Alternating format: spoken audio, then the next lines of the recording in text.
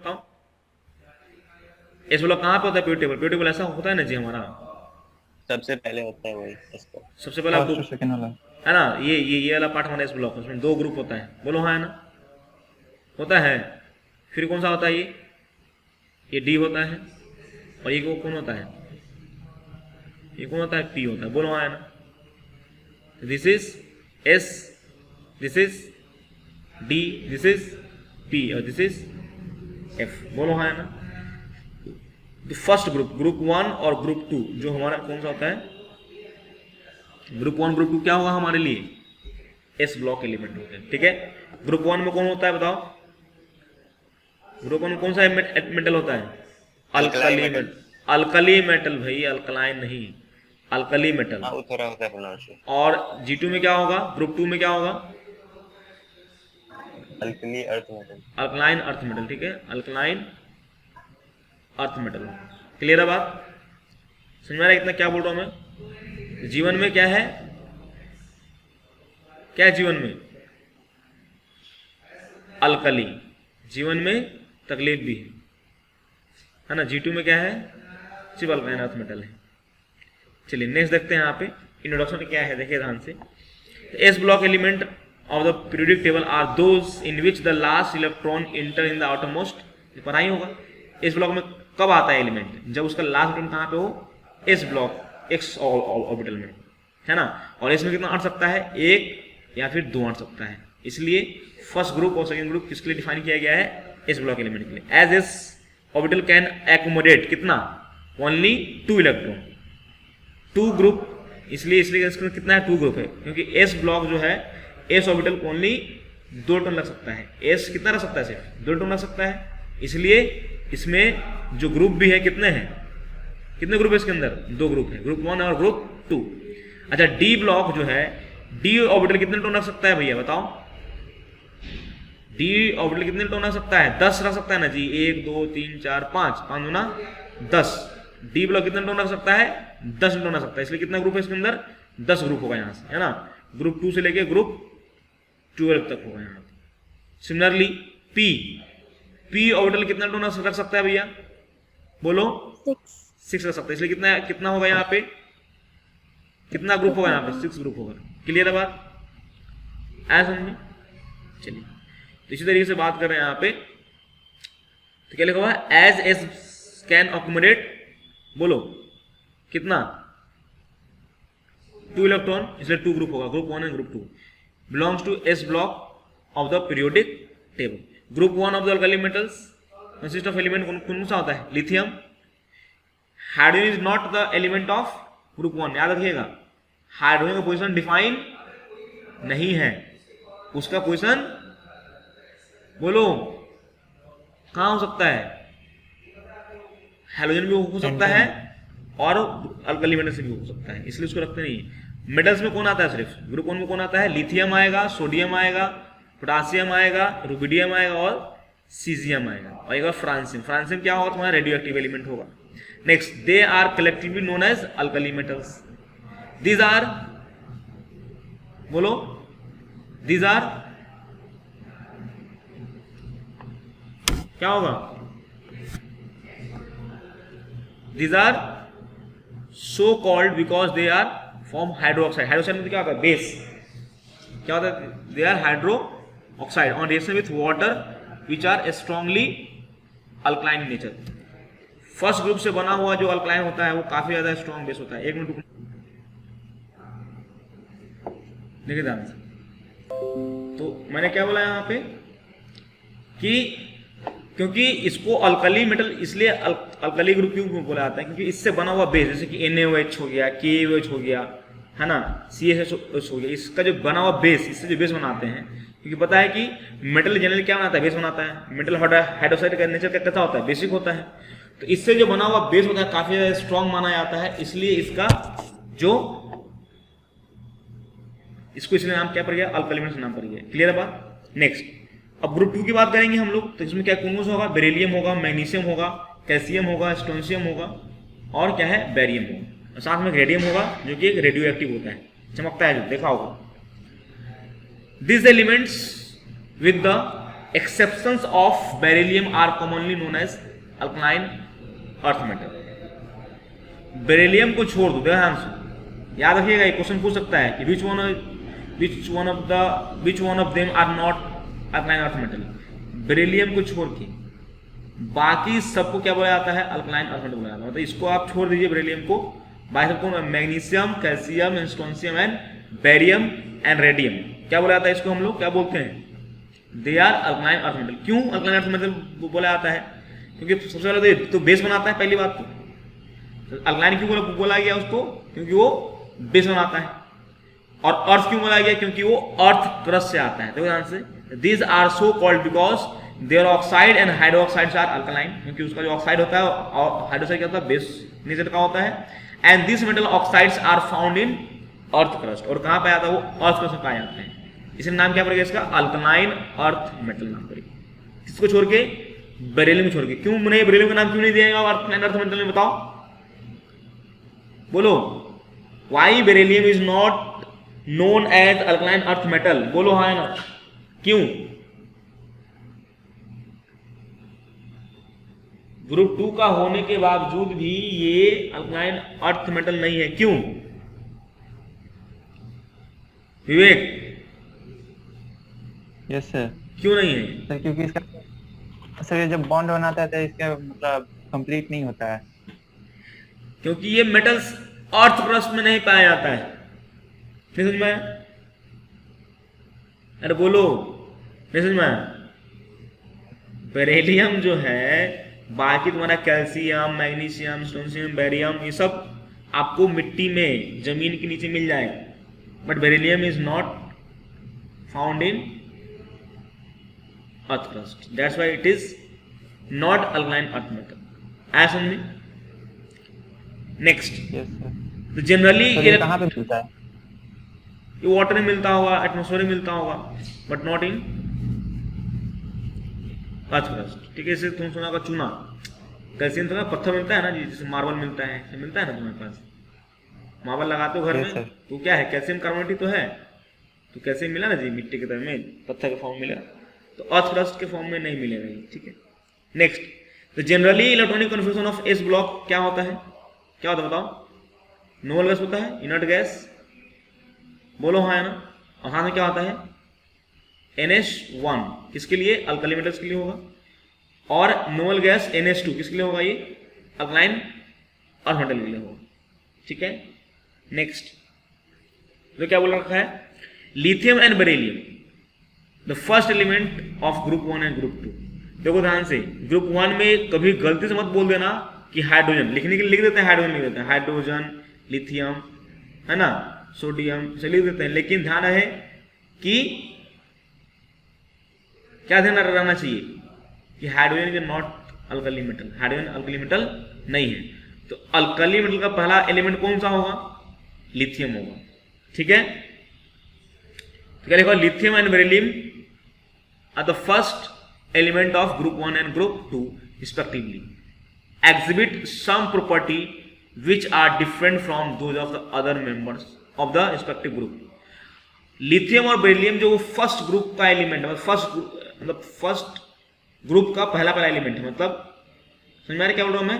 कि ये ग्रुप 1 हो गया, ग्रुप यहां स्टार्ट होगा, 2 यहां स्टार्ट होगा, तो पहला जो एलिमेंट होगा ग्रुप 1 ग्रुप 2 का, वो क्या है? ग्रुप 1 का लिथियम है और ग्रुप 2 का कौन है? बेरिलियम। और इसका कुछ प्रॉपर्टी जो है नीचे वाले मेंबर से मैच करता है और कुछ डिफर भी करता है ना? अब बताओ, मैंने बताया था डिफर क्यों करता है। लिथियम और बेरिलियम का जो प्रॉपर्टी है बाकी ग्रुप से थोड़ा सा डिफर करता है। Why it's so? बोलो, अरे क्यों है? क्योंकि लिथियम और बेरिलियम में डी ब्लॉक नहीं होता है। बोलो, लिथियम और बेरिलियम में डी ऑर्बिटल नहीं होता है, बाकी सब में डी ऑर्बिटल होता है।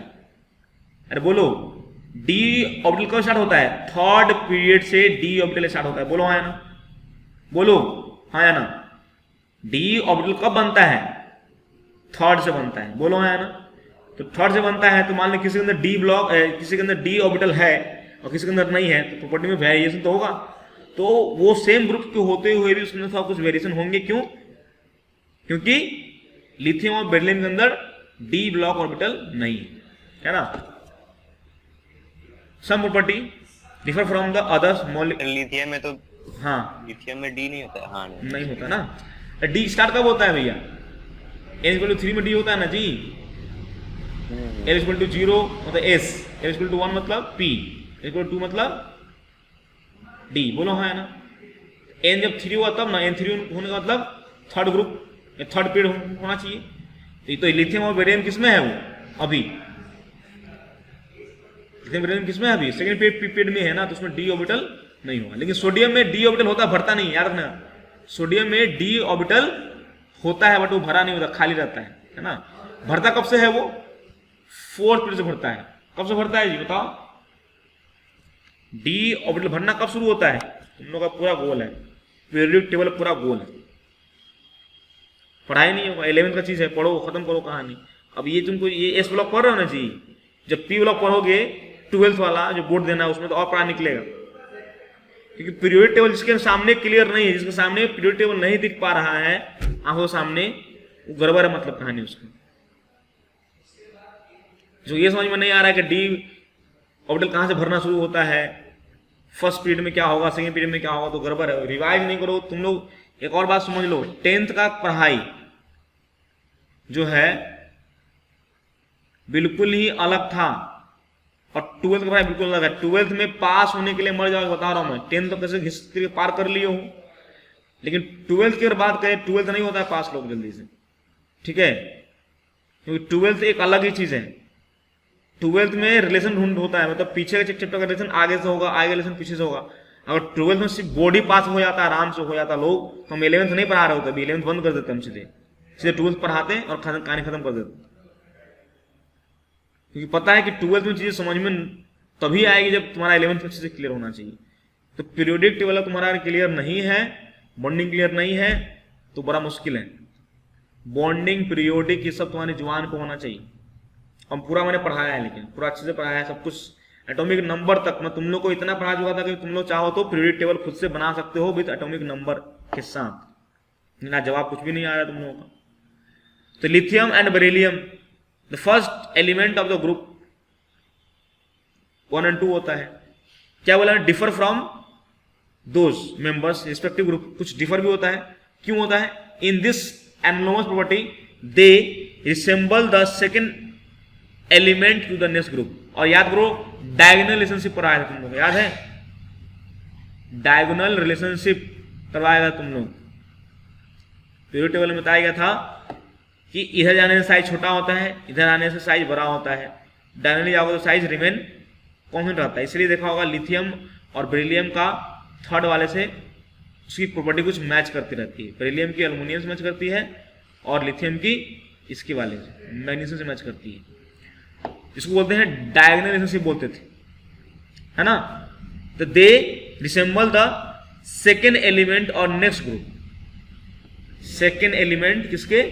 नेक्स्ट ग्रुप का। ग्रुप ये ग्रुप मान लो ये ग्रुप 2 था, तो ग्रुप 3 वाले एलिमेंट का ग्रुप वाले का सेकेंड एलिमेंट से उसका मैच करता है, ऐसा।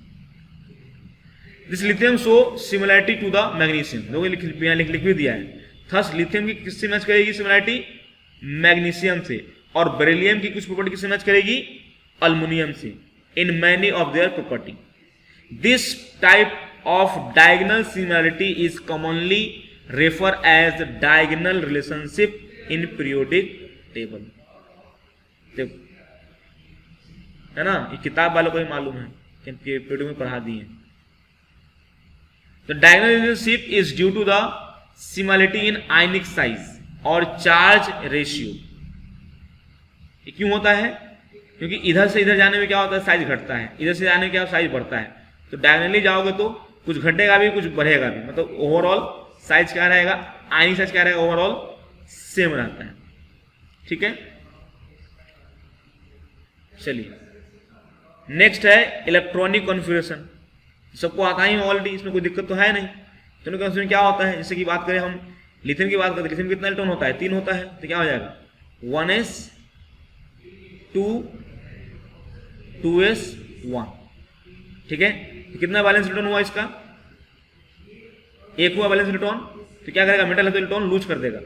तो लिथियम जो होगा या ग्रुप 1 का जो एलिमेंट है उसकी मेटल जो होगी वो किस फॉर्म में रहती होगी, M+1 के फॉर्म में रहती है, क्योंकि इसके एक ही वैलेंस इलेक्ट्रॉन है, इसलिए M+N2। सिमिलरली ग्रुप 2 की एलिमेंट कैसे रहती होगी, बोलो। इसकी कन्फ्यूजन क्या होती है, इसकी कन्फ्यूजन होती है NS2, है ना, क्या होता होगा बताओ। जैसे यहाँ पर बेरिलियम की बात कर ले, कितना होगा बेरिलियम का 4 होगा, कितना होगा 1s2 2s2, कितना बैलेंस इलेक्ट्रॉन कितना इसका 2 है, तो इसका मेटल कैसा कम करेगा, तो ये 2 इलेक्ट्रॉन लूज करेगा, बोलो हाँ, कितना लूज करेगा, तो 2। तो अल्कली मेटल का जो आयन बनेगा वो +1 वाला होगा और अल्काइल अर्थ का जो बनेगा वो +2 वाला होगा। क्लियर बात, ये बोल रखा है all alkali metals have one balance electron that is NS1 outer side the noble gas core. The single valence electron is almost distance from the nucleus and in only weakly held, क्योंकि पता है कि सबसे period table में सबसे इधर वाला जो ग्रुप होता है उसका साइज सबसे बड़ा होता है, बताया गया तुम लोग, क्योंकि from left to right along period चलने से क्या होता था, साइज छोटा हो जाता है, क्योंकि जेन इफेक्टिव क्या होता था, बढ़ता था। सबसे बड़ा साइज किसका होगा, इसी का होगा, अल्कली मेटल का साइज होगा। नोबल गैस को छोड़ दे उसका नंबर किसका आता है, अल्कली मेटल का आता है। इसलिए बोल क्या रखा है कि न्यूक्लियस जो है वो इलेक्ट्रॉन को वीकली हेल्ड करता है, hence the loosely held S electron क्या होगा, in outermost valence shell of this element make them most electropositive, this readily lose electron to give monovalent ion, hence they are never found in free state. कभी भी आपको metal जो है alkali metal कभी free में नहीं मिलेगा। ऐसे होता है ना, जैसे गोल्ड, सोना जो आपको मिल जाता है ऐसे ही, है ना, सोना किसी से बिना कंबाइन किए मिल जाता है, बिना ऑक्साइड के फॉर्म मिल जाता है, लेकिन alkali metal alkaline earth metal कभी भी आपको फ्री स्टेट में नहीं मिलेगा। इसको याद रखना है कि it will never be a free state gold, क्योंकि these metals are very highly reactive. अगर हाईली रिएक्टिव है तो क्या करेगा, नेचर में किसी न किसी से कंबाइन होकर ही रहेगा। क्लियर है बात। सिमिलरली अल्काइन अर्थ मेटल क्या होता है, having 2 electron in outermost shell, the compound this क्या होगा, also predominantly ionic. The compound of this element are also, इसका भी मतलब अल्काइन अर्थ मेटल का भी जो कंपाउंड होगा वो जनरली कैसा होगा, आयनिक कंपाउंड का होगा। लेकिन याद करो बेरिलियम साइज छोटा होता है तो उसके अंदर थोड़े से ड्यू टू फजान्स रूल क्या आता है, इसके अंदर थोड़ा कोवैलेंसी आ जाती है। ठीक है, ये बात देखो ध्यान से, एटॉमिक एंड आयनिक रेडियाई, इस बात पढ़ चुके हैं हम लोग, किसमें वीडियो में पढ़ चुके हैं कि alkali metals atom have a large size in particular period of the, जितना पीरियड देखो यहाँ से group period 1, period 2, period 3, period 4, ये सारे बहुत सारे एलिमेंट होंगे एलिमेंट, तो सबसे बड़ा साइज किसका होगा,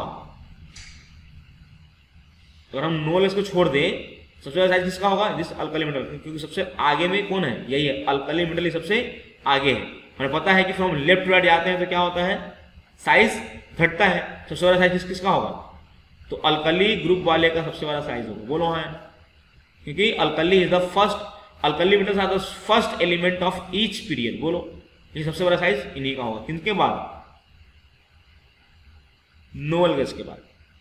क्या लिखा हुआ देखो ध्यान से, the alkali metal atom have a larger size in particular period in a periodic table.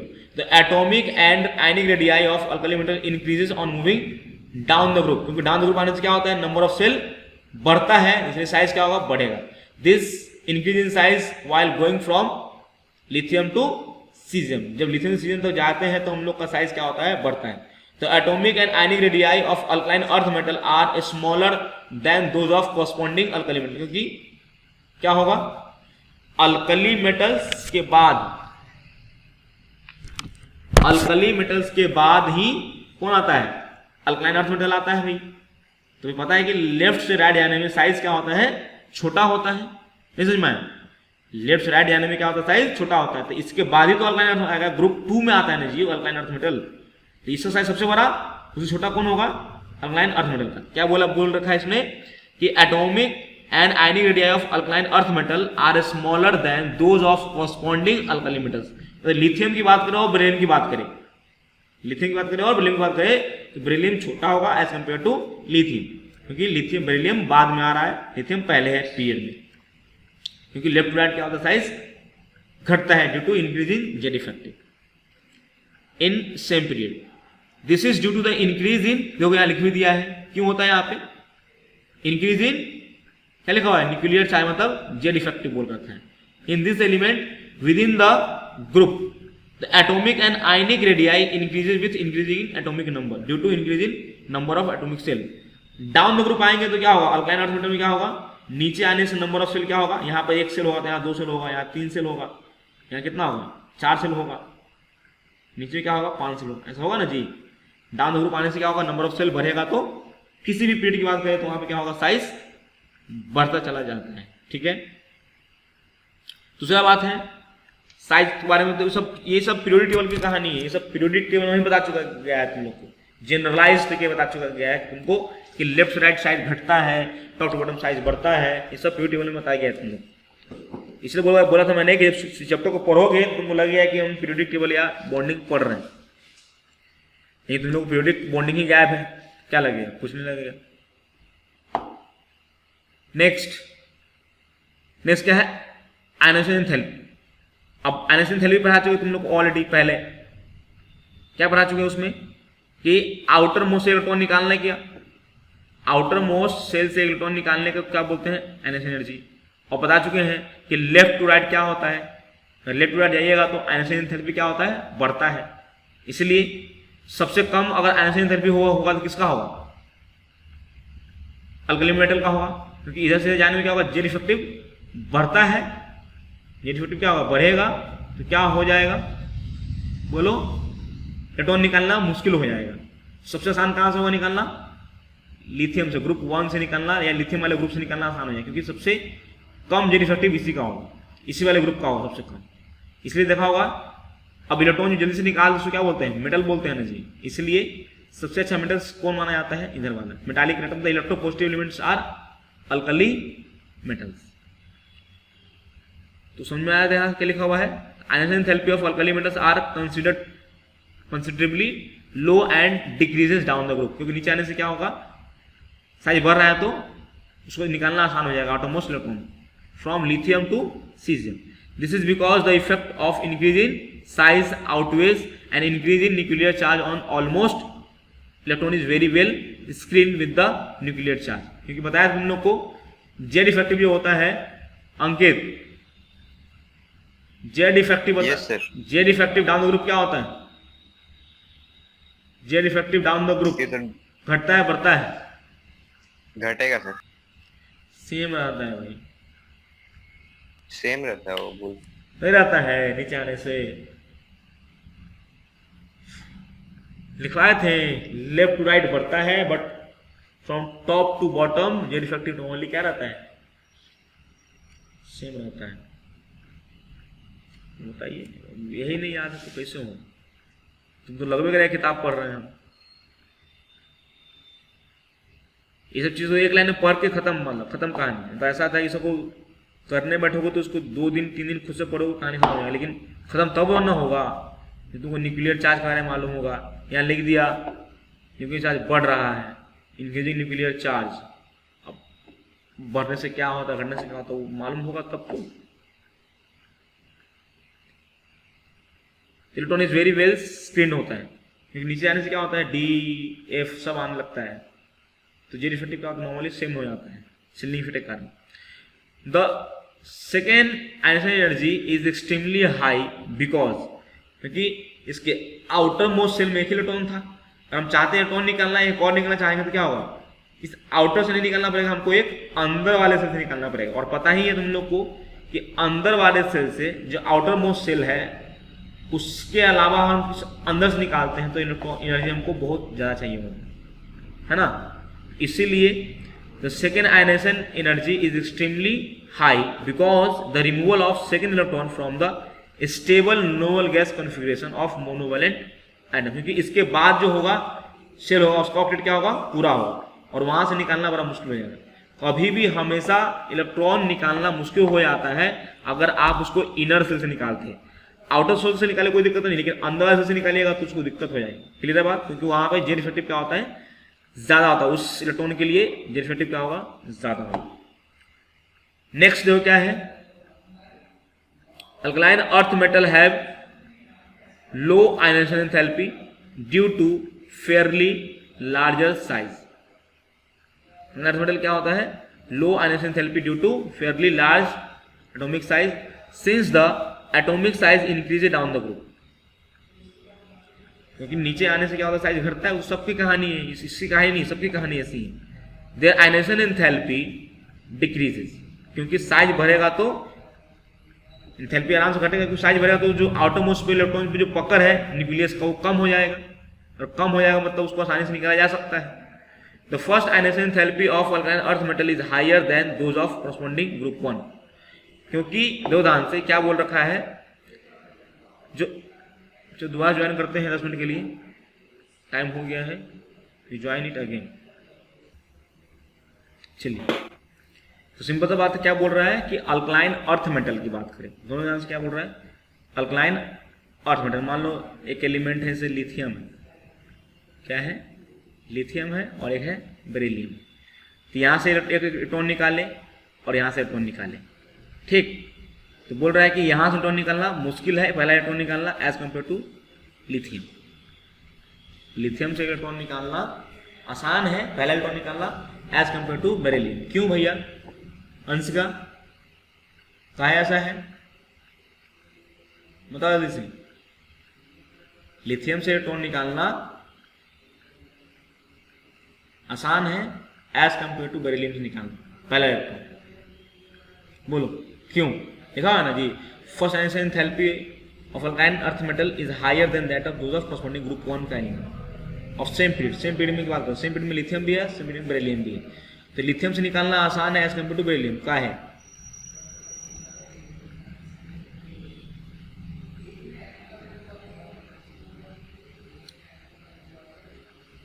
इतनी बुर्बक है, यहाँ लिखा भी हुआ है सामने, लोगों क्या लिखा हुआ है, this is due to the small size as compare to corresponding elements. क्योंकि पता है लेफ्ट टू राइट आएंगे, लेफ्ट टू राइट आएंगे किसमें, पीरियोडिक टेबल में, तो साइज घटेगा ना जी, साइज घटता है, जेड इफेक्टिव बढ़ता है। तो जेड इफेक्टिव बढ़े मतलब न्यूक्लियर चार्ज अगर बढ़ता है उस इलेक्ट्रॉन पे, तो उस इलेक्ट्रॉन में जाने देगा। प्रोटोनिक चार्ज अगर बढ़ेगा तो इलेक्ट्रॉन को बाहर जाने देगा, नहीं जाने देगा। तो पहली बात तो साइज छोटा हो गया, मतलब जो इलेक्ट्रॉन था आउटरमोस्ट वो पास आ गया, पहली बात तो न्यूक्लियस के। और दूसरी बात न्यूक्लियस का चार्ज भी ज़्यादा हो गया, तो जो इलेक्ट्रॉन को हम निकाल पा रहे थे अल्कली से उतना आसानी से हम अल्काइन अर्थ मेटल का नहीं निकाल सकते। क्यों, due to small size and increase Z effective. The second ionisation enthalpy of alkaline earth metal are smaller than those of corresponding alkali metals as in alkali metals second electron। अब simple बात है, alkali metal में जो हम second electron निकालेंगे, पहला group 1 के element से अगर हम दूसरा इलेक्ट्रॉन निकालने जाएंगे तो कहां से निकालना पड़ेगा हमको, that should be remove from inner shell. लेकिन अगर दूसरा इलेक्ट्रॉन निकालने बैठे, किसके, अल्कलाइन अर्थ मेटल निकालने बैठे, तो कहां से निकालेंगे, वो आउटर मोस्ट से निकालेंगे, क्योंकि उसके आउटर मोस्ट में 2 इलेक्ट्रॉन। तो आउटर मोस्ट इलेक्ट्रॉन निकालना आसान होता है एज कंपेयर टू अंदर वाले से। तो पहला इलेक्ट्रॉन जो निकालना जो है वो आसान किसका है, अल्कली मेटल्स का निकालना आसान है एज कंपेयर टू अल्काइन अर्थ मेटल, क्योंकि अल्काइन अर्थ मेटल का साइज क्या होता है, छोटा होता है, जेड इफेक्टिव बड़ा होता है। दूसरी बात करें, दूसरा निकालने में अल्कलाइन अर्थ मेटल का आसान है निकालना as compare to alkali metals. क्यों, क्योंकि अल्कली मेटल्स में जो इलेक्ट्रॉन निकालने जा रहे हैं वो आउटर मोस्ट से नहीं निकाल रहे, कहां से निकाल रहे हैं, वो इनर से निकाल रहे हैं, उसके अंदर जो भरा हुआ उससे निकालने जा रहे हैं। और भरे हुए डिस्टर्ब करेंगे तो खराब, तो एनर्जी ज्यादा देना पड़ेगा। लेकिन अल्कलाइन अर्थ मेटल की बात करें हम लोग, तो यहाँ पे जो इलेक्ट्रॉन निकालने जा रहे हैं वो उसी से निकालने जा रहे हैं जो कि जिसमें से पहले निकाले थे। क्लियर है बात। इसीलिए तो first ionisation of alkali is lesser than that of first ionisation of alkaline earth, but second ionization energy for alkaline earth is lesser than that of second ionization of alkali metals। Clear है बात। तो second ionisation देखो लिखा हुआ है, second ionisation of enthalpy of alkaline earth metal smaller than those of corresponding alkali metals, because क्या लिखा है देखो, second electron is remove from the inert gas configuration, मतलब अंदर जो होगा इलेक्ट्रॉन भरा हुआ वो पूरा फुल्ली फिल्ड होगा, तो वहां से निकलना थोड़ा मुश्किल है। ठीक है, अरे किसी को ये याद है क्या, हाइड्रोजन एनर्जी याद है किसी को? किसी को हाइड्रोजन एनर्जी याद है? क्या होता है हाइड्रोजन एनर्जी? जैसे वाटर का वो जो पैकेजिंग हो जाता है एटम के साथ, वाटर का एक लेयर लग जाता है किसी भी आयन के, एटम के ऊपर, किसी भी आयन, नॉट एटम, किसी भी आयन के अकॉर्डिंग, तो या तो कटायन होगा या तो अनायन होगा, है ना। तो बताओ क्या तुम लोग को हाइड्रोजन पढ़ाया गया था बॉन्डिंग में, या फिर उसमें पीरियडिक में पढ़ाया था? हाइड्रोजन पढ़ाया था पीरियडिक में, बॉन्डिंग में, बॉन्डिंग पढ़ाया था, बॉन्डिंग में तो बताओ यहाँ पे what is the conditions for the hydrations, कि हाइड्रोजन को कौन इफेक्ट करता है? तो आयन का साइज है उसके ऊपर चार्ज। हाँ, तो साइज किसका छोटा होगा? साइज छोटा किसका होगा, अल्कली का कि अल्कलाइन का? अल्कली का होगा। अरे नो सर गलती हो। Alkali earth. अच्छा, चार्ज ज्यादा किसके ऊपर होगा, अल्कली की अल्कलाइन का? अल्कली का होगा सर, उसका +2 होगा, अल्कलाइन में +2 होगा ना। यस हाँ, तो चार्ज भी ज्यादा है और साइज भी छोटा है। तो अल्कली और अल्कलाइन की बात करें तो ज्यादा हाइड्रेट कौन करेगा कोरस्पोंडिंग पीरियड में? अल्कलाइन करेगा। वेरी गुड, समझ में आ रहा है क्या बोल रहा हूं मैं? लेकिन पता है हम एक पार्टिकुलर ग्रुप 1 की बात करें, सारे ग्रुप 1 में कंपेयर करने बैठे कि लिथियम को कंपेयर कर रहे हैं, सोडियम कंपेयर कर रहे हैं, पोटेशियम कंपेयर करने जा रहे हैं, तो बताओ क्या होगा? डाउन ग्रुप आने से क्या होगा? चार्ज सब में सेम है, लिथियम प्लस सोडियम प्लस, सब में चार्ज क्या है, सब में सेम, बट साइज क्या हो रहा है, नीचे आने से बढ़ रहा है। तो बढ़ने से क्या होता है, हाइड्रोजन एनर्जी क्या होता है, कम की ज्यादा? कम होता है। समझ में आ रहा बात? सिमिलरली अल्कलाइन अर्थ मेटल की बात करें तो सब में चार्ज क्या है, +2, लेकिन नीचे आने साइज क्या हो रहा है, नीचे आने साइज क्या हो रहा है, बढ़ रहा है, साइज बढ़ रहा है, मतलब हाइड्रोजन क्या होगा उसका, कम होगा, कम जाएगा। तो ये लिख रखा है, तो पढ़ते हैं इसको, इतना तो क्लियर दिमाग में सबको। अब पढ़ो, देखो सेम चीज निकल के आएगा। अब दो आंसर लिखा, hydrogen enthalpy of alkali ion decreases with increasing size, लिखा हुआ है। क्या होता है, घटेगा हाइड्रोजन कब, जब साइज बढ़ेगा। Lithium has maximum degree of hydration, lithium का सबसे ज्यादा होता है, क्योंकि सबसे ऊपर कौन, लिथियम ही है ना भैया। नीचे आने से क्या होगा, साइज बढ़ेगा तो हाइड्रोजन क्या घटेगा, तो लिथियम को सबसे ज्यादा hydrogen. And for this reason lithium salt are mostly hydrated. The answer, lithium salt जो हाइड्रेट करता है, इसलिए करता है, ध्यान सुनिएगा, एक रीजन और भी है, यहाँ नहीं लिखा है, एक रीजन और भी है। क्या रीजन है देखना ध्यान से, क्योंकि लिथियम की प्रॉपर्टी जो होती है, ध्यान सुनना, वो अपने ग्रुप 2 वाले से मैच करती है ड्यू टू डायगनली। बोलो हाँ है ना, ऐसा में Mg से मैच करती है। अरे बोलो क्या बोल रहा हूं, लिथियम का डायगनली एक नाजायज संबंध किसके साथ, मैग्नीशियम के साथ है। ये अपने ग्रुप का भी है और बगल वाले का भी है, मतलब लिथियम का रिलेशन जो है एक ग्रुप 2 वाले के साथ भी है।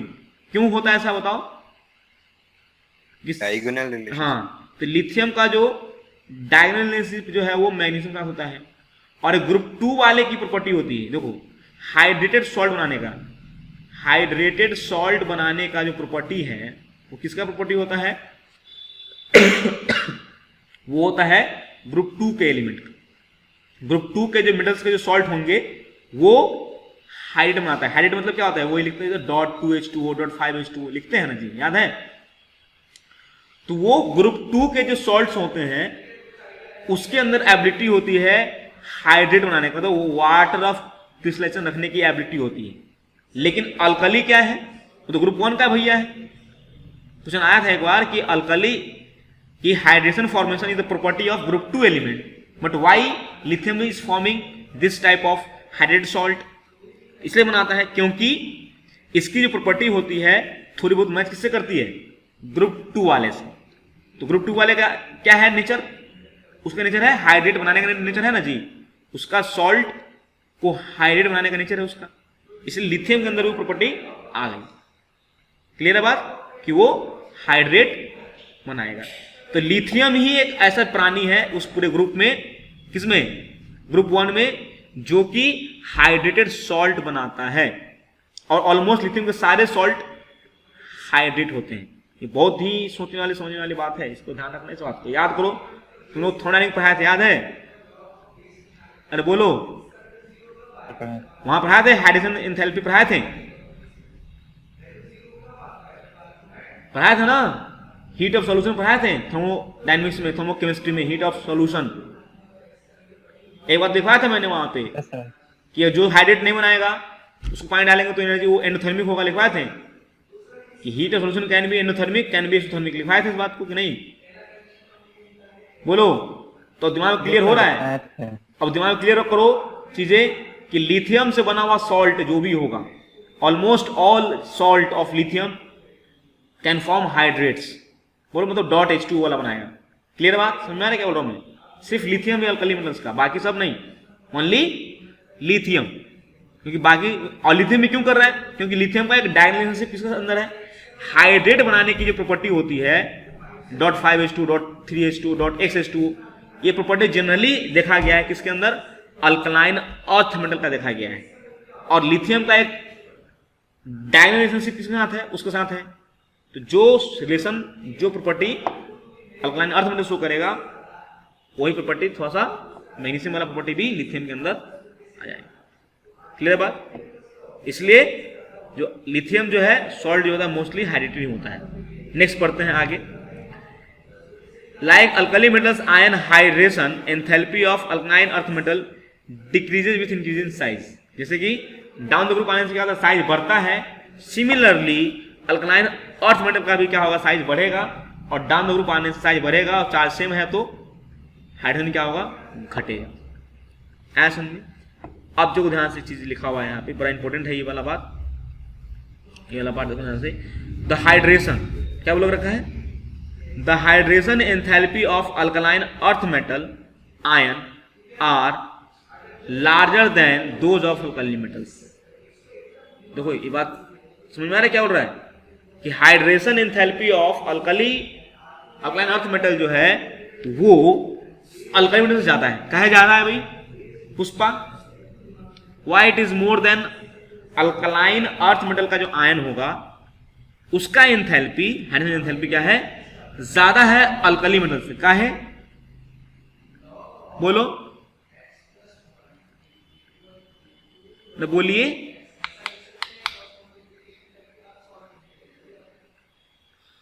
पुष्पा नहीं है क्लास में क्या जी? पुष्पा, हाँ पुष्पा है तो।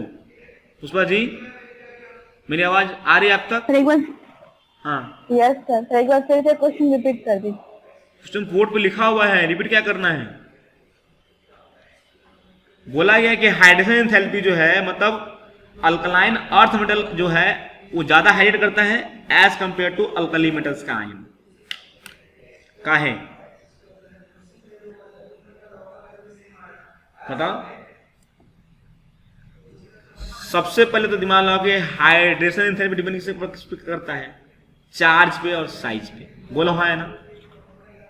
यस, तो चार्ज ज्यादा किसका है? Alkaline earth metal, alkaline earth metal पे ज्यादा है। Earth metal. तो हॉट और साइज छोटा है। बोलो लेफ्ट टू राइट आते हैं तो समझ में आ रहा है? साइज छोटा है और चार्ज ज्यादा है, तो ज्यादा हाइड्रेट कौन करेगा? Alkaline earth metal. बोलो हाँ, very good. Thus the compound of alkaline earth metals are most क्या extensively hydrated than those of alkali metals. जो अल्कलाइन मेटल का जो अल्कलाइन अर्थ मेटल का जो कंपाउंड होगा वो ज्यादा हाइड्रेट होगा, एक्सट्रीमली क्या हाइड्रेट होगा as compare to alkali metals. That is the answer. क्या लिखा हुआ है? MgCl2 और CaCl2 वो कौन सा है सॉल्ट है? ये अल्कली मेटल का है कि अल्कलाइन अर्थ मेटल का है? बोलो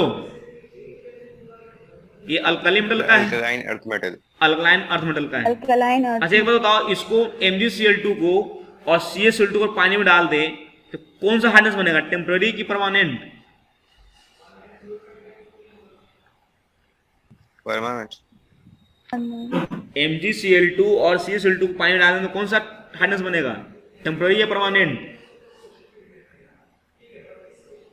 परमानेंट। टेम्पररी किससे बनता है? कार्बोनेट। बाइकार्बोनेट से बनता है, HCO3 से, है ना। मैग्नीशियम बाइकार्बोनेट या फिर कैल्शियम बाइकार्बोनेट से, है ना। परमानेंट किससे बनता है? मैग्नीशियम क्लोराइड या फिर मैग्नीशियम सल्फेट, कैल्शियम क्लोराइड या फिर कैल्शियम सल्फेट। समझ में आ रहा बात? ये सब चीजें सब दिमाग में रहना चाहिए। अब देखो MgCl2 और CaCl2 में क्या हो रहा है, देखो MgCl2.6H2O और CaCl2.6H2O, while NaCl और KCl do not form such hydrate। जो NaCl है और KCl है ये हाइड्रेट नहीं बनाता है, क्यों? Because they are group 1 element. Group 1 element वाले जनरली हाइड्रेट्स नहीं बनाते हैं। लिथियम बना रहा है ना। लिथियम क्यों बना पा रहा है? क्योंकि उसका एक शिप हो रहा है, किसके साथ है? मैग्नीशियम के साथ है। और मैग्नीशियम किसका है? वो ग्रुप 2 का है। ग्रुप 2 वाले बनाएंगे तो भी बनाएंगे। आया समझ में? Very good. चलिए आगे देखते हैं, फिजिकल पढ़ के छोड़ देते हैं, केमिकल भी कल पढ़ेंगे, ठीक है। फिजिकल में क्या बोल कर रखा है, देखो ध्यान से। फिजिकल में बोल कर रखा है, क्या बोल रखा है फिजिकल में? ऑल अल्कली मेटल्स आर, कैसा है बोलो? सिल्वरी व्हाइट, सॉफ्ट होगा, बिकॉज ऑफ हैविंग क्या है? ओनली नहीं, मेटालिक बॉन्ड पढ़ाया तुम लोग को ना, मेटालिक बॉन्ड याद करो। मेटालिक बॉन्ड पढ़ाया था तुम लोग को। मेटालिक बॉन्ड स्ट्रॉन्गर कब होगा? जब बैलेंस इलेक्ट्रॉन क्या हो? Metallic bond will be stronger when balance electron is high. जब बैलेंस इलेक्ट्रॉन क्या हो? हाई हो, तो क्या होगा? मेटालिक बॉन्ड स्ट्रॉन्ग होगा, और स्ट्रॉन्ग होगा तो सॉफ्ट नहीं होगा, वो हार्ड होगा। क्लियर है बात? अब तुम देखोगे ध्यान से, तो पूरे ग्रुप में सॉफ्ट मेटल किसको माना जाता है? ग्रुप 1 वाले को माना जाता है सॉफ्ट मेटल। बोलो क्यों माना जाता है? क्योंकि सुना होगा सोडियम को हम लोग चाकू से काट देते हैं ना जी। बोलो, इसलिए काट पाते हैं क्योंकि उसकी बैलेंस इलेक्ट्रॉन क्या है? एक ही है ना। जितना ज्यादा बैलेंस बढ़ाओगे मेटल की, जितना ज्यादा बैलेंस इलेक्ट्रॉन होगा मेटल में, उतना ही स्ट्रॉन्गर बॉन्ड होगा। कौन सा? मेटालिक बॉन्ड होगा। क्लियर है बात? इसको दिमाग में डाल लेना है। तो साइड मेटल कैसा दिखता है? वो सिल्वरी व्हाइट दिखता है, सॉफ्ट होता है। क्यों सॉफ्ट होता है? Because of having one valency. Valency क्या बताता है तुमको? More the valency more the stronger bond. कौन सा stronger bond? Metallic bond, which participate in bonding. And light metal, हल्का भी होगा because of larger size. Size बड़ा है, मास कम है और साइज बड़ा है, तो कैसा होगा? उसका लाइट होगा, डेंसिटी कम होगी उसकी, इसलिए हल्का भी होगा। This element have low density which increase down the group. की डेंसिटी क्या है? कम होती है, और जो डेंसिटी क्या होगी? नीचे जाके बढ़ेगी। डाउन ग्रुप का डेंसिटी क्या होगा? बढ़ेगा। मतलब लिथियम से नीचे आओगे तो क्या होगा? ग्रुप में डेंसिटी बढ़ेगी। However potassium is lighter than sodium. Potassium का इंपॉर्टेंट लाइन है, देखो ध्यान से, ये वाला ये एक्सेप्शन है, देखो ध्यान से। पोटासियम जो है, मैंने क्या बोला कि लिथियम से नीचे आइएगा, लिथियम से नीचे आइएगा तो क्या होगा? लिथियम आइएगा, सोडियम आइएगा, पोटासियम आइएगा। नीचे आने से क्या होता है? जनरली डेंसिटी बढ़ रहा है, लेकिन यहाँ उल्टा होगा। देखो ध्यान से कि पोटासियम जो है हल्का है देन सोडियम। याद रखिए, क्वेश्चन पूछ देता है ये। लोगों क्या याद रहता है? नीचे आने से क्या होता है? डेंसिटी बढ़ती है, लेकिन देखो ध्यान से पोटासियम क्या है? लाइटर है। Potassium is lighter than sodium because of larger atomic number. अब देखो क्यों होता है? पोटासियम में नीचे तो मास तो बढ़ गया ना जी, तो मास बढ़ गया, लेकिन देखोगे तो के वाले में डी ऑर्बिटल खाली है। अरे बोलो, के वाले की बात करें तो के वाला जो है साइज बढ़ गया है, है ना। साइज क्या हो गया, क्योंकि नीचे आने से साइज बढ़ गया है, तो नीचे आने से अगर साइज बढ़ गया है और उसमें डी ब्लॉक की बात करें, डी ब्लॉक की अगर बात करें तो सोडियम में डी ब्लॉक है, पोटासियम में भी है, भरता किसी में भी नहीं है, नहीं इसमें भरता है नहीं इसमें भरता है, लेकिन इसके बाद इसमें एक ही डी ब्लॉक है। इसमें कितना डी ब्लॉक, इसमें कितना डी ऑर्बिटल है, इसमें एक ही डी ऑर्बिटल है जो खाली है, और इसमें डी ब्लॉक कितना, डी ऑर्बिटल कितना, इसमें 2 है। बोलो हाँ है ना, अरे बोलो। सोडियम में 3D खाली है, लेकिन यहाँ पे पोटासियम में क्या है, 3D भी खाली है और 4D भी खाली है, ठीक है। इसलिए ये स्पेस जो है वो ज्यादा ले लेता है, स्पेस ज्यादा ले लेता है, इसका मतलब क्या हो गया, वो स्पेस ज्यादा ले लिया मतलब क्या हो गया, उसकी डेंसिटी कम हो जाएगी एज कम्पेयर टू होना चाहिए था। तो क्या हो जाएगा यहाँ से, तो how ever potassium is lighter than sodium because larger atomic volume. देखो ना क्या लिखा हुआ है, पोटासियम में क्या है, लार्जर वॉल्यूम होता है। The melting and boiling point of alkali metals are low, indicating weak metallic bond. क्योंकि सॉफ्ट है, सिंपल बात है, अगर सॉफ्ट है तो उसका मेल्टिंग बॉइलिंग क्या होगा, कम ही होगा। क्यों कम है, क्योंकि उसका मेटालिक बॉन्डिंग क्या है, कमजोर है। और मेटालिक बॉन्डिंग कमजोर क्यों है, क्योंकि वैलेंस इलेक्ट्रॉन जो है मेटल का वो कम है, due to the presence of only single valence electron in them. The strength of the metallic bond decreases down the group. Strength जो है मेटालिक बॉन्ड का क्या होगा, डाउन द ग्रुप घटते जाता है, and melting point decreases accordingly. मतलब नीचे जाने से मेल्टिंग पॉइंट जो है वो घटने लगेगा, है ना, क्लियर है बात, डाउन द ग्रुप जाने से, क्योंकि उसका जो मेटालिक बॉन्ड है वो भी कमजोर होता जा रहा है। The metallic point of melting point of lithium is nearly twice that of sodium. Lithium का जो मेल्टिंग पॉइंट है वो सोडियम से 2 गुना है, because of stronger metallic bond. क्योंकि पता है कि ऊपर में मेटालिक बॉन्ड स्ट्रॉन्गर है, नीचे में मेटालिक बॉन्ड क्या है, वीकर है। स्ट्रॉन्गर बॉन्ड होगा तो मेल्टिंग पॉइंट बॉइलिंग पॉइंट क्या होगा, ज्यादा होगा। तो लिथियम का जो बॉइलिंग पॉइंट है वो डबल है, मेल्टिंग पॉइंट डबल है as compare to sodium, smaller size. However the melting point of other close to each other, मतलब there is a large gap. Lithium में, लिथियम की बात करें और सोडियम की बात करें, पोटेशियम की बात करें, तो लिथियम और इसके बीच में क्या है, थोड़ा मेल्टिंग पॉइंट का लार्ज गैप है, बट इन सब के बीच में बाकी सब जो एलिमेंट आता है, लिथियम पोटेशियम जो नीचे सेम ग्रुप में जो एलिमेंट है, इनके बीच में जो गैप है मेल्टिंग पॉइंट का वो बहुत कम का गैप है, ठीक है। This alkali metals and their salt impart colour. अरे देखो ध्यान से, ये कलर याद रखना तुम लोग। तो अल्कली मेटल्स है ना, and salt impart characteristic colour to an oxidising flame. This because of heat of flame excites the outermost orbital electron।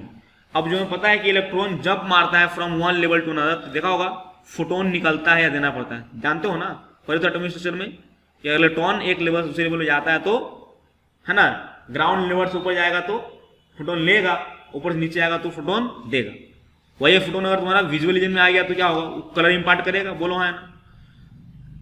To the क्या लिखा हुआ है, outermost orbital to higher level energy level. When the excited electron come back to the ground state, ऊपर भाग के गया, गर्म किए तो ऊपर भाग के गया इलेक्ट्रॉन, फिर वापस नीचे आएगा तो क्या होगा, वो फोटोन निकालेगा यहाँ से। फोटोन निकालेगा तो क्या होगा, वो अगर वो फोटोन विजुअल रीजन में आता है तो क्या करेगा, वो कलर इंपार्ट करेगा। तो क्या लिखा हुआ, back to the ground there is an emission of radiation in the visual region as given. बोलो ध्यान सुनना, क्या बोला इसने, लिथियम का कलर कैसा होता है, क्रिम्सन रेड होगा।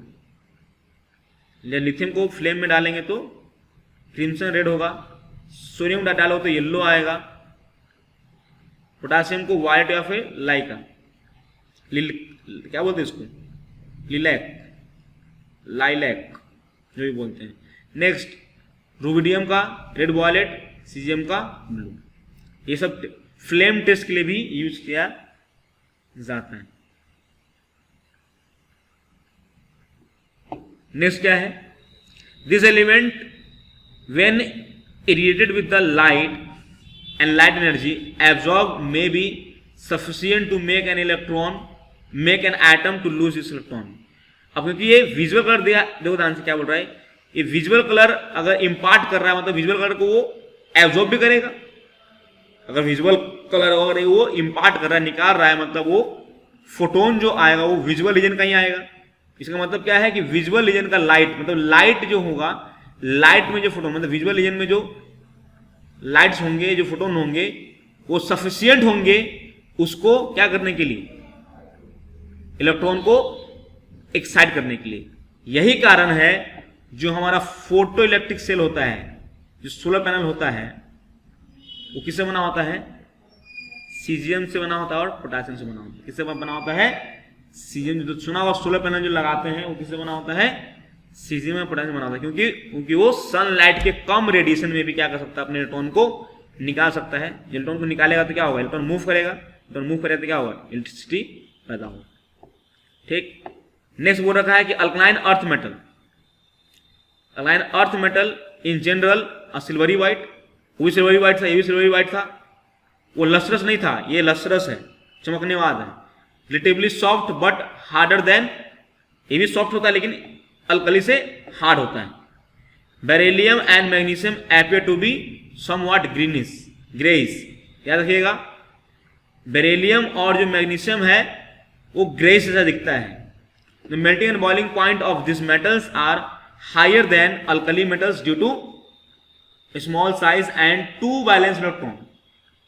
क्लियर बात क्या होगा, मेल्टिंग पॉइंट और बॉइलिंग पॉइंट क्या होगा, जनरली अल्कली मेटल से ज्यादा होगा, क्योंकि इसके पास क्या है, रिलेटिवली इसका जो मेटालिक बॉन्ड होगा स्ट्रॉन्ग होगा। अच्छा, मेटालिक बॉन्ड स्ट्रॉन्ग कैसा होगा, किस पर डिपेंड करता है, मेटालिक बॉन्ड डिपेंड करता है कि वैलेंस इलेक्ट्रॉन कितना है। ज्यादा वैलेंस इलेक्ट्रॉन होगा तो ज्यादा स्ट्रॉन्ग बॉन्ड होगा, कम होगा तो कम होगा। अब वहां पे एक ही था वैलेंस इलेक्ट्रॉन, यहां पे कितना है, 2 है, तो ज्यादा स्ट्रॉन्ग किसका बॉन्ड होगा, अल्कलाइन अर्थ मेटल का बॉन्ड जो होगा वो स्ट्रॉन्गर होगा, मेटालिक बॉन्ड स्ट्रॉन्गर होगा as compare to alkali metals. इसलिए इसका मेल्टिंग पॉइंट बॉइलिंग पॉइंट क्या है, अल्कलाइन अर्थ मेटल का ज्यादा है, किससे, अल्कली मेटल्स। समझ में आया। Because of low ionization enthalpy they are strongly electropositive, क्योंकि या तो अल्कलाइन अर्थ मेटल की बात कर लो या अल्कलाइन अल्कली मेटल की बात कर लो, दोनों का जो आयनाइजेशन एंथैल्पी है बहुत कम होता है, इसलिए इसको हम लोग इलेक्ट्रोपॉजिटिव मानते हैं। And they are electropositive element भी बोलते हैं इसको। ठीक है, तो इलेक्ट्रोपॉजिटिव कैरेक्टर क्या होगा, इंक्रीज करेगा down the group from beryllium to barium. Calcium, strontium और barium impart translucent colour to the flame. याद रखिएगा, बेरिलियम कोई कलर नहीं देगा, मैग्नीशियम भी कोई कलर, सुना होगा बचपन में पढ़ा हो तूने, मैग्नीशियम रिबन को जलाते थे, याद है, अरे बोलो, बचपन में जलाया हो क्लास 10th में मैग्नीशियम रिबन को, कैसा कलर आता था, कलर कैसा आता था, कलर ब्राइट कलर आता था, there is no colour such colour, white colour आता था बिल्कुल, है ना, कोई कलर नहीं था उसके अंदर, पूरा व्हाइट एकदम ब्राइट कलर आता था, तो कलर व्हाइट ब्राइट लाइट आता था, कोई कलर नहीं था वहां, है ना। तो बेरिलियम और magnesium will not show any colour in flame test, but calcium, strontium and barium will show colour. तो कुछ पूछ देगा which of the flame will not impart colour in flame test, है ना। ध्यान रहे कि बेरिलियम और magnesium will not impart the colour, but calcium, strontium and barium will impart colour, है ना। ब्रिक रेड कौन देगा, कैल्शियम, स्ट्रोंशियम कौन देगा, क्रीमसम, और ये क्या देगा, एप्पल ग्रीन। ठीक है, the electron in barium and magnesium are too strongly, क्योंकि देखो ध्यान से, बेरिलियम और मैग्नीशियम, अब क्यों ऐसा हुआ सर, पूछ सकते हो ना तुम लोग कि सर ये कलर दिया ये कलर नहीं दिया, तो कलर इसलिए नहीं दिया होगा क्योंकि बेरिलियम और मैग्नीशियम साइज छोटा है और उसका इलेक्ट्रॉन क्या होगा, स्ट्रांगली बाउंडेड होगा, किससे, न्यूक्लियस बाउंड होगा। तो स्ट्रांगली बाउंडेड होगा तो उसको निकालने के लिए एनर्जी हमको ज्यादा देना पड़ेगा। अच्छा, ज्यादा एनर्जी देने के लिए क्या होगा, विजुअल रीजन का फोटोन, मतलब विजुअल रीजन का जो इलेक्ट्रोमैग्नेटिक वेव होगा उससे काम चलेगा, नहीं चलेगा काम। उसके लिए हमको अल्ट्रा वायलेट रीजन से क्या निकालना पड़ेगा, हमको फोटोन लाना पड़ेगा। याद है ना तुमको atomic structure, X rays, gamma rays, beta rays, है ना, अल्ट्रा वायलेट, विजुअल, सब याद है कि नहीं, इंफ्रारेड। तो अलग अलग रेडिएशन की अलग अलग एनर्जी होती थी, याद करो। विजुअल रीजन की कम होती थी एनर्जी, अल्ट्रावायलेट की ज्यादा होती थी, क्योंकि अब फोटोन हाई एनर्जी वाली चाहिए तो आपको हाई एनर्जी वाला इलेक्ट्रोमैग्नेटिक वेव चाहिए होगा, क्योंकि अब बेरिलियम और मैग्नीशियम साइज छोटा है तो उसका जो इलेक्ट्रॉन होगा स्ट्रांगली बंधा हुआ होगा, तो उसको निकालने के लिए आपको ज्यादा एनर्जी चाहिए होगा। ज्यादा एनर्जी चाहिए होगा तो आपको विजुअल रीजन वाला जो इलेक्ट्रोमैग्नेटिक वेव है उससे फोटोन नहीं मिलने वाला। कहां से मिलेगा? वो अल्ट्रावायलेट से लेने जाएंगे। तो जब अल्ट्रावायलेट से जो लेंगे हम फोटोन, तो अल्ट्रावायलेट तो दिखता तो है नहीं, इसलिए क्या होता है, तो यहां लिखा हुआ है electron in barium and magnesium क्या होगा, are too strongly bonded to get excited by flame. देख फ्लेम से आप उसको एक्साइट कर दीजिए, ऐसा नहीं है। Hence this element do not impart any colour to the flame. तो फ्लेम क्या है, विजुअल लाइट तो देता है ना जी, फ्लेम लाल पीला हरा नीला तो होता है फ्लेम, तो उसमें तुम डालोगे मैग्नीशियम या किसी को तो कलर इम्पार्ट नहीं कर पाएगा। क्यों नहीं कर पाएगा? क्योंकि उस फ्लेम में इतनी एनर्जी नहीं है कि इलेक्ट्रॉन को एक्साइट करा पाए। हाँ, लेकिन वो कैल्शियम सोल्यूशन की बात करें तो उसकी क्या होती है, वीकली वो बॉन्ड होता है इलेक्ट्रॉन, इसलिए उसको आसानी से उसको एक्साइट कर देता है। Next, like alkali metals electrical and thermal connectivity of alkaline earth metal are high. जिस तरीके से अल्कली मेटल की कनेक्टिविटी क्या होती है, हाई होती है, सिमिलरली अल्कलाइन अर्थ मेटल की क्या होगी, इलेक्ट्रिकल एंड थर्मल कनेक्टिविटी क्या होगी, ज्यादा होगी। ठीक है, तो यहां तक हमने देख लिया है। ठीक है, ये तो कुछ नहीं था, ये सब फालतू में जो पहले पढ़े वही सब चीज था, जो टेबल में पढ़े वही सब चीज था, है ना। उसे नया सीखने को क्या मिला, कलर सीखने को मिला नया, बाकी सब तो पुराना ही था। तो ये अब सीधा फिजिकल प्रॉपर्टी नहीं पढ़े थे वहां पे, बस यहाँ पढ़ लिए। नेक्स्ट क्लास में क्या पढ़ेंगे हम लोग, केमिकल प्रॉपर्टी पढ़ेंगे। ठीक है, चलिए ठीक है, अरे बोलो।